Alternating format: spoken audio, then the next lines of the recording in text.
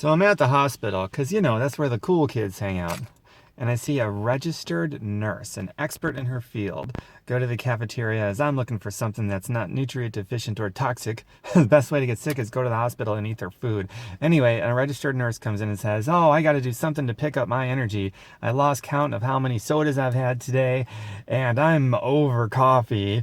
I'm gonna grab this here cheesecake." And it's like even lay people know about sugar crashes and what that does to energy, and mostly everyone else at least is gonna know about what she's doing to her adrenal glands and the rest of her vital organs, and probably a bunch of stuff I'm not even aware of. But this is an expert, not a lay person, and that's her solution for energy problems, really? And then there's a doctor, really nice people, by the way, so I'm not demonizing, but there's this doctor that is telling people, yeah, as you get older, you can't help it, you're gonna have bad knees and bad shoulders and a bad back and all these other things, as he's slamming a Mountain Dew and eating a plate of pork fats. These people are geniuses among geniuses at medical stuff, which is great, but when it comes to actual health and wellness, these are the dumbest motherfuckers on planet Earth. And I have another video I made about that with solutions for you. And it's a wonderful video. To my surprise, a lot of people have already enjoyed it and got something out of it. So I'm going to stitch it to the end of this one. So you need not do anything except let the video play. And here we go. Enjoy. Hello, my friends. So I have a couple of ideas that are already tried and proven that can create more health than sickness, more life than death, more riches than debt, more abundance than scarcity. Doesn't that sound like something that would be really great individually as well as for our culture and for our kids and so forth? Of course it does. So stick around for this whole video. I'll keep it as short as possible, but just hear me out. So I've been spending a fair amount of time in medical facilities and hospitals and other medical type places for quite a few years now. Been around a lot, I've had a lot of conversations with a lot of people, a lot of different professionals. The medical community, they're made up of people who are really very wonderful, very talented and skilled at what they do, and who genuinely want to help people. But the medical community at the same time has caused more needless death and pain and destruction and misery and suffering than anything on planet Earth. War has nothing on the medical community. The nuclear bombs that were dropped on Japan has nothing compared to what the medical community, the death and destruction and pain and suffering that they've caused, made up of by people that are really wonderful people. How does that work, right? Well, let me give you one example and then I'll move on with this. But today, for example, I was at the hospital for various reasons, and I'm hearing these doctors, great people, talking to people, whether it be patients or other staff members. Oh, this is just part of aging. Your knees are going to go bad. Your back is going to go bad. Your shoulders are going to go bad. You're going to get a gut. And, that's just, that's part of life and that's part of aging. While they're chugging a Mountain Dew, this doctor, this registered nurse and so forth, and eating a plate full of pork fat, stuff like that. Hospital food. Oh man, it's amazing how someone can go into a hospital, and if you have to be a resident of the hospital, you could walk out of there more malnourished than you were when you went in. That's a fact. Anyway, moving right along.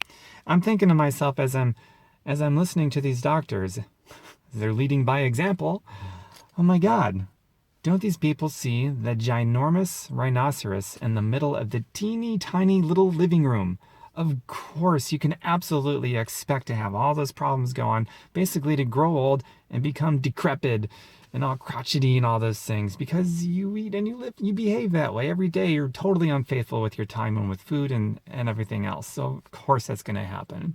But here's where it really gets me, because everybody has the freedom to do what they want. I have no problem with that. It's when people aren't in the know. This is a medical professional, someone who has an oath to do no harm, and they're harming you every day, perhaps unknowingly because they don't know any better. But the word organic isn't even part of their vocabulary. If they get a side of veggies with their pork fat and their Mountain Dew, it's very heavily steamed, and odds are it's not organic. And odds are they put salt, and odds are the salt isn't crystallized salt, but it's the salt that has sand and a bunch of harmful stuff.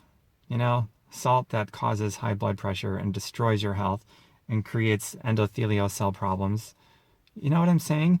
It just doesn't make any sense. It doesn't line up. But my problem is that these doctors, very smart people, when they're talking to their patients, they just say, this is the way it's going to be. There's no mention of a better way to do it that's actually in alignment for what they're supposed to be in the business of, and that is helping people get healthy. They don't know anything about it. I don't think they're intentionally doing it. They just don't know. They don't talk about organic food.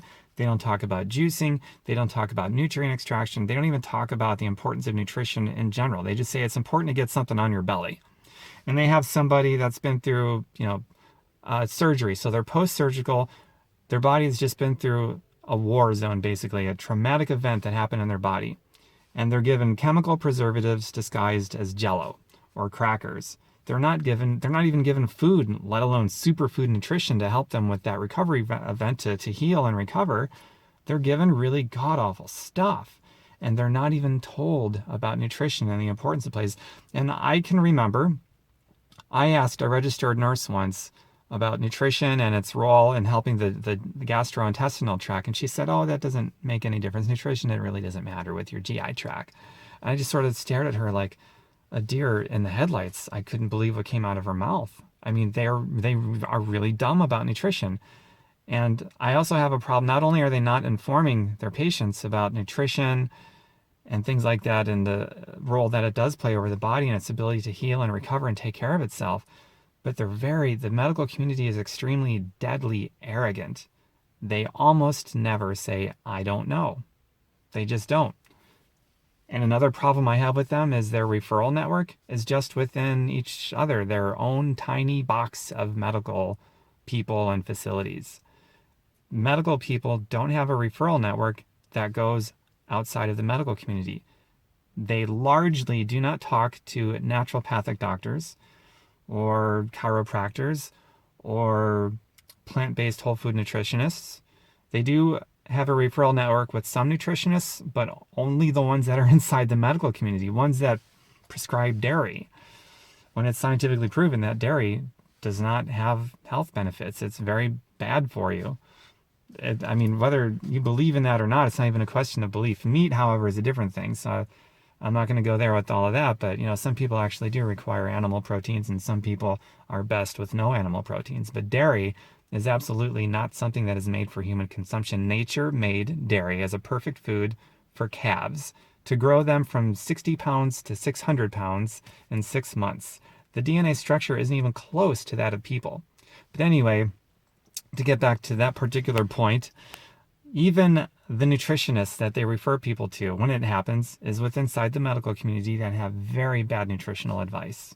Very bad. And I'm not telling you what to do, not to follow them. So this video is not made to undermine your doctor or other healthcare professional. You need to be a free thinking human being, just so you know, okay? So those are all problems that I have with the medical community. They're very arrogant. They almost never say, I don't know. They don't have a referral network that's anything other than dangerous because it's only with inside their little box. So there's really no teamwork with any other community. And that makes you suffer unless you do your own research and you stand up for yourself. And all those other aforementioned issues that I have with them, not even talking about nutrition, the importance it plays. I mean, for goodness sake, there's known cures for cancers of all kinds and all stages. And if you're in a medical facility and they so much as mention those things like the Gerson therapy, like the Living Foods Institute and things like that, people with a track record of using nature to heal people, not drugs, if they even mention those facilities, they could lose their license to practice medicine. The American Medical Association can take it away. It's completely illegal to talk about anything, any treatment that doesn't require pharmaceutical grade medication. Why is that? We don't get to decide for ourselves? My God, this is our lives, the quality of our life and our life itself. We could die. We do die. The nuclear bombs in Japan, when we dropped them on Japan, we took out a couple 100,000 people. That's nothing compared to how many people the medical community takes out of this world on a yearly basis or even a monthly basis. That's not even a drop in the bucket. It's worse than the nuclear bomb. It's worse than war, the negative impact that the medical community has on people. It really is. However, the medical community is absolutely needed because let's say you're in a car accident, you need to be put back together. They're like beyond, they're the genius among geniuses when it comes to that. But when it comes to anything chronic or long term, lifestyle, pathetic, and fatal, and they can only get away with it because most people don't stand up for themselves. Most people act very, take this with some humility, but most of us act very dim, dumb, slow, stupid, arrogant, and egocentric ourselves. They kind of represent us. That's the way that it is so far. So let's move on to the solutions after I've ranted enough, right? I mean, how can this shit happen? It's like, it's unbelievable to me. Okay, so number one, if you are really overweight and you got arthritis and you got type 2 diabetes and you got these lifestyle things going on, whatever, that's your body giving you feedback. At that point, yelling at you to say, hey, be smarter with your food choices, you dumb motherfucker. I'm health. I asked for a banana and you're still feeding me a Diet Coke. What do you think is going to happen? Or maybe you're not that bad off yet, but you're just a little overweight and your blood panels are just shy of perfect and you're just starting to get, I don't know, cholesterol or maybe high blood pressure. It's just starting. And that's your body at that point just, kind of quietly, hey, there's the beginning of a problem here. Put down the Diet Cola, eat an apple, something like get more sleep, start thinking better thoughts. Your stress is killing me. All those kinds of things. And your body is like pleading with you because it's on your side. It wants to heal you and make you better again. But you're eating hospital food. Boy, that doesn't sound right. It's like you're eating hospital food, you should be getting healthier, but that's not true. Hospital food, most of it is really very toxic. I'm blown away with the shit that they feed their patients. I'm talking whoever puts that shit together should be in jail, should be absolutely prosecuted. I'm talking class action lawsuits by millions and millions of people have been done an incredible fatalic disservice by the medical community. And I don't blame the staff and the personnel. I'm talking about the leadership of the American Medical Association. Those assholes, they prioritize profits among the value of a human being. The leadership of the American Medical Association, that motherfucker, I'm talking decapitation. The whole head needs to come off and be completely replaced with new leadership that is unfettered by politics and pharmaceutical and basically unfettered by anything except putting the value of a human being first and profits second. That's what needs to happen. I mean, if profits come first and the value of a human being second, they'll just continue to profit off of making people sick. It was discovered in 1920 something after the Flexner Report, which was the beginning of the end, that as a business model, to put profits first, give somebody pharmaceutical graded medication, you can make them sick for life, therefore they need the medication for the rest of their lives, and wow, every person is now a cash cow. You get somebody with diabetes by the time they're like 20 years old, that's $2 million profits we're going to make from that person per person for the rest of their lives. You get someone when they're a child, childhood diabetes, you could have a $3 million cash cow in that kid. That's what it is. So as of 1928, I believe, that's been the model. And that was also the same time, 1928, from then forward, the herbologists and things like that, the naturopathic people started going out of business. And now they're coming back slowly, but they are coming back, however, painfully slowly. But that's the deal, man. The American Medical Association, off with their fucking head. And I use the F word as passionately as I possibly can because what they're doing is unforgivable, it's unredeemable, and we need to stand up for ourselves. Most people are dim, dumb, slow and stupid, and very egocentric. Ego, I know, because how many people are going to take that criticism and not get a big head about it and get all self-defensive? But I've got incredible standing to say it. Just look around. 8 out of 10 people die from complications from chronic diseases brought on by their lifestyle choices. That's absurd. We have 3-year-olds being prescribed antipsychotics. We have kids as early as the 3rd or 4th grade being diagnosed with intermedial thickening of their carotid arteries. The number one demand for casket makers, people that make coffins for people that have died, the number one spike in demand for them is to make short, wide ones because our kids are fat and dead. And that's the worst of it. An adult can make a decision to be ignorant.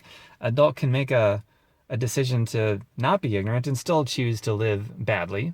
Totally fine with that. But kids are at the mercy of, they don't know anything else except what we expose them to, what we show them, what we teach them, and what we teach them by our own example. And our kids are fucking dying. That's not redeemable or forgivable.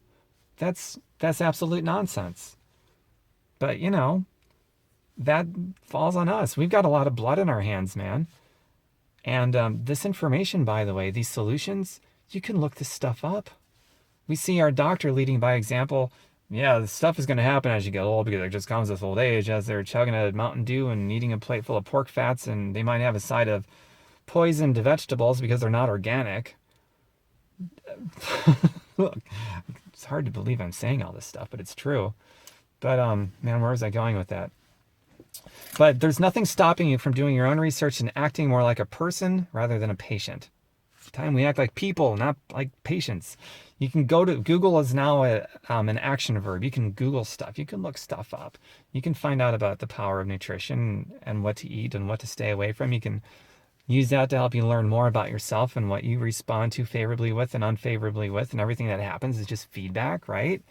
But who does that? Most people don't do that. And the majority of people that do look for stuff are just looking for the negative, and they're focused on the problem. And there's stuff you got to sort through when you're doing free research because some of it is garbage. But if you're focused on the solution, it makes it really easy to sort through all the garbage to find out stuff that's really good, legitimate, and stuff that works for you personally. Because after all, different things work for different people. But there's nothing stopping you from getting on that path. And there's nothing stopping you from sharing this video that maybe other people really need to hear these messages to get on that path of at least carving out their own path and finding solutions, right? We don't, I mean, we don't have to follow really bad examples, whether it's by our doctor, because doctors are revered so much because they're doctors, or whether it's a layperson. I mean, we've got a mind of our own. And we can seek out our own referral or put together our own network of who we're going to put on our team. What, you know, for medical treatments, medical doctors are the best. For nutritional stuff, gosh, nutritionists. And we can find people that are going to work together with each other, even if they're outside of their box of expertise. It's called teamwork. And who benefits when people act as a team harmoniously? You do. Actually, the whole team does. And that's a beautiful thing. But who's thinking in terms of putting together a team? Not very many people. But you can do it. There's nothing stopping you. It's free. It's free. So money is not stopping you. It's free. We're so deep in the information age. It's not the lack of the knowledge that's out there. It's out there and it's free. So then what else could it be? Laziness? I mean, anything that's easy to do is easy not to do. You can go to a library. That's easy, but it's easy not to do. And nowadays you can just go online, and there's so many places that has free internet connection. So it can't be money stopping you. It can't be anything else. I can't think of anything else except that laziness, pride, arrogance, ego. I don't know. We're so deep in the information age and free information that it truly is a choice now to be ignorant, to act without knowledge. So I don't know what the deal is, but are we just that apathetic? I don't know. I really don't know, but I know that we can change it.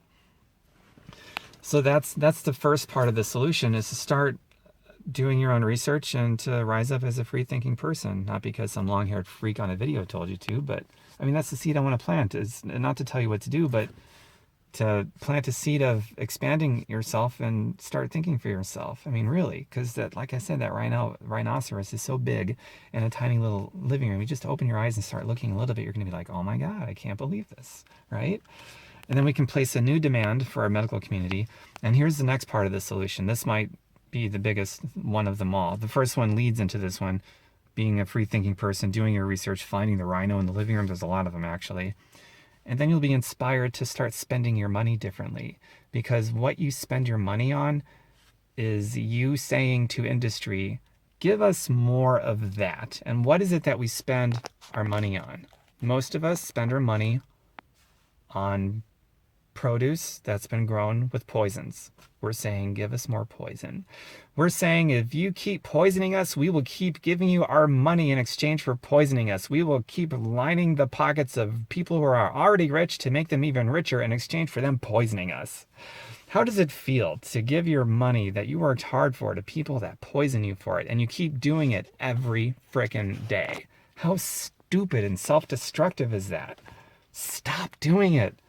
Line up your mouth and with how you spend your money. I mean, that's so huge. And it's not just produce, it's just food in general. We routinely buy, whether it's produce or canned goods or whatever, we spend our money in ways that fuel a demand to keep giving us more poisons, to keep destroying the earth, which is our home, which is where we grow our food from. Eventually, we'll have no earth left to grow any food, and then what? And the treatment of other creatures that we are also sharing the planet with. When we buy factory farm stuff, we're saying, give the world more tortures. We haven't tortured enough chickens or cows yet. That's factory farming. It's also a few local farms too, but you got to source this stuff out and then spend your money accordingly. Most people who are at least thinking about it will say, yeah, but the organic is more money. Okay, well, first of all, money shouldn't be your priority. I mean, if you really think that way, then you're thinking in the same terms as the American Medical Association, who's really working with the big pharmaceutical industry and chemical companies who have a profit motive, who have placed profits prioritized ahead of the value and the care of a human being. I mean, that's what you're saying when you're weighing money against the health and wellness and the nourishment of your family, when money wins out against that. I mean, you're just like all those people that are making money making you sick. So put the health and wellness of your family and the planet and other people ahead of money, and just spend a little bit more money. Just do it. And you know what? Government subsidies. If you're a farmer growing these poisonous foods, you will have up to 40% of your income subsidized by the government. That's why it's cheaper.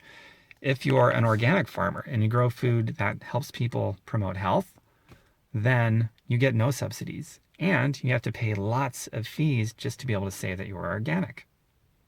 That's why there's a price difference at the grocery store. And when you consider that, the price difference is really small. The organic farmers, they're eating a lot of that cost. It's tough being an organic farmer in this country. In this country, the government, via pharmaceutical and chemical companies, we are financially incentivized to poison ourselves. And we're financially punished for eating good, healthy food. But you know what?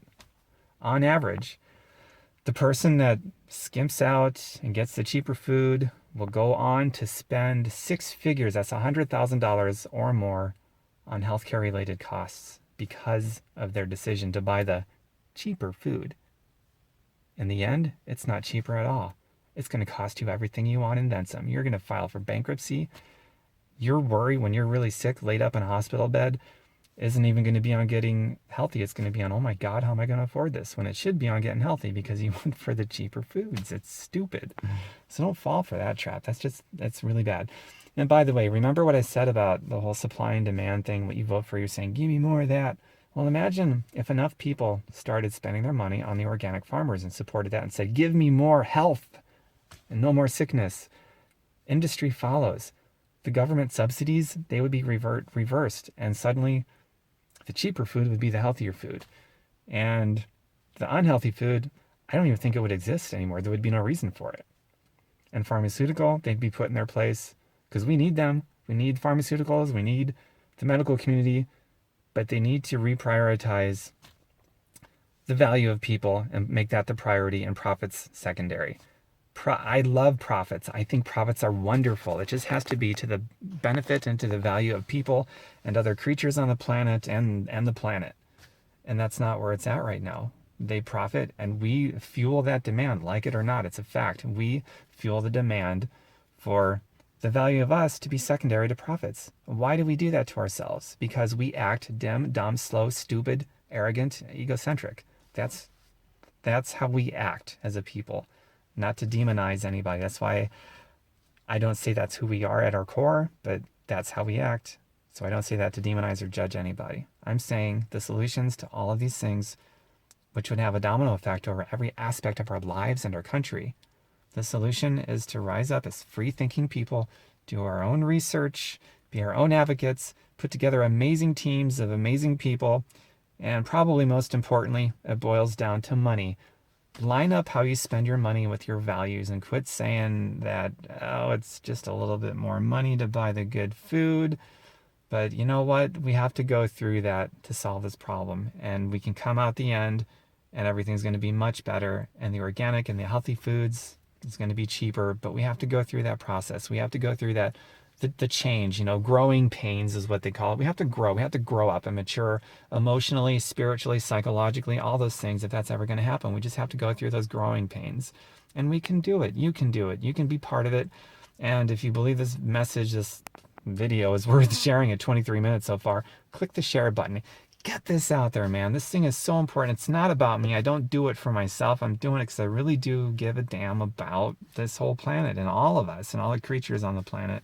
And I'm sick and tired of seeing people, lots of people, suffer needlessly and die prematurely and all these other things going on when it's just totally preventable and at this point reversible. Obviously deaths aren't reversible, but the people that are still living, it's reversible. You know lots of people that are not going to be around 10 years from now because of how they are health wise.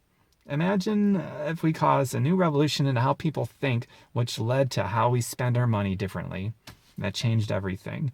So if you feel this is worthy, share it. Go watch it with somebody else and talk about it. Digest it together. Talk about what you're going to do differently, like what you're going to spend your money on differently. I mean, that's how we're going to change this whole paradigm. We're not going to change it by verbally protesting and picketing and ranting on Facebook and wherever else. We're not going to do it by any of that stuff. This video will only be worthwhile if it invokes some different, better action from you out there. So share this video, get it out there, and let's cause a revolution.